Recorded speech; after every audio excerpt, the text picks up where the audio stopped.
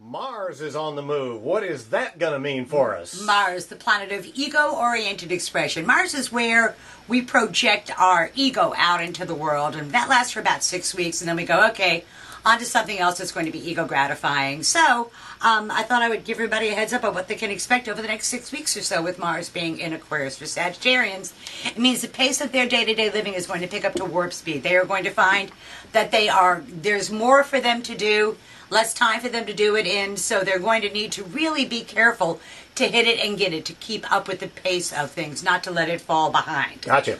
For Capricorns, Mars is in their second house of money, and they are embarking on a 6-week spending spree of just more money going out than coming in. So all I can say to the Capricorns is make sure you get what you pay for. That's the biggest challenge to all of that. For Aquarians, Mars is entering their sign for the first time in 22 months, so it's been almost 2 years that they've been on a particular course, and that is fixing to change. They're going to look back over the last 2 years and go, I like this, I like that, I didn't like that so much, and they're going to kick the stuff they didn't like to the curb.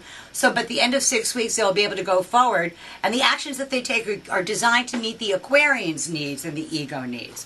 For Aries, this is in, for Pisces, this is in their 12th house of their own undoing. Pisces have to give a little more than they get. They have to be really careful not to be, and Pisces are not necessarily assertive, but they need to be assertive without being aggressive. They need to find a way to stand their ground, or they will be bowled over by all of the other people trying very hard to get their wants and needs met. So, and they may have to give a little more than they get, and nobody really likes that. For Aries, it's in their 11th house of hopes, wishes, goals, and objectives. And Aries are going to rely on the help of their well-placed male friends, not females, but their well-placed male friends, to help them achieve a long-standing hope, wish, goal, or objective. And the biggest thing I'd say to Aries is, don't be afraid to ask for help. It doesn't belittle you or make you any shorter. Naturally, it will get you what it is that you want.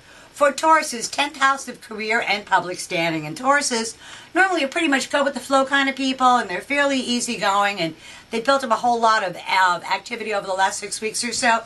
And now I think the powers that be are going to try and put the brakes on it, and the Taurus is going to go, oh, no, you're not. So the Taurus has to be careful not to be belligerent, but to stand their ground. There's a difference in the two. Okay. And the Taurus is right. They need to stand their ground, which is the really important thing for them to do. For Geminis, this energy is in their 9th house of long-distance travel, contracts, negotiations, agreements. And the Gemini is likely to find that there's a better opportunity away than close. Normally I say stick close to your area, but in this case, Geminis, you may want to look a little further away from where you're at because you'll get a better deal for yourself when you do, and that's really what matters.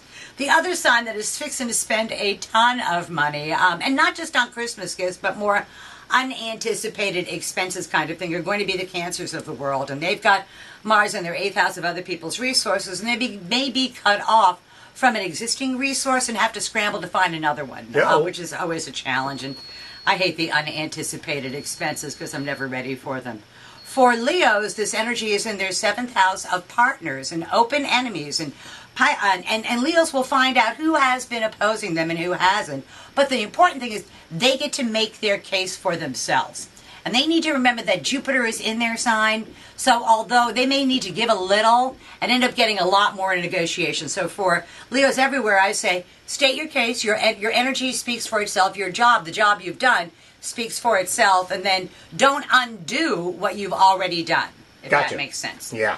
Okay, for Virgos, this energy is in their 6th house of work and responsibilities, and there's a lot of activity going on, and they've got a lot of responsibilities they need to deal with, and there's no dallying. They really gotta hit it and get it. For Libras, this energy for them is in their 5th house of love affairs, children. It's one of their favorite times of year to just have a good time, and they can create something new in their life that they need to be careful. It will take on a life of their own if they're not paying close attention to it.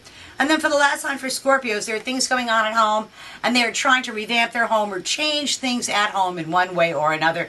And to the Scorpios, say it's not going to happen overnight. Give that whole thing 6 weeks to play out, to be able to get it the way you want it, and not cause too much disruption, especially at this time of year. So that's tomorrow's news today for the 12 signs of the zodiac, with Mars, the planet of ego-oriented expression, entering the sign of Aquarius.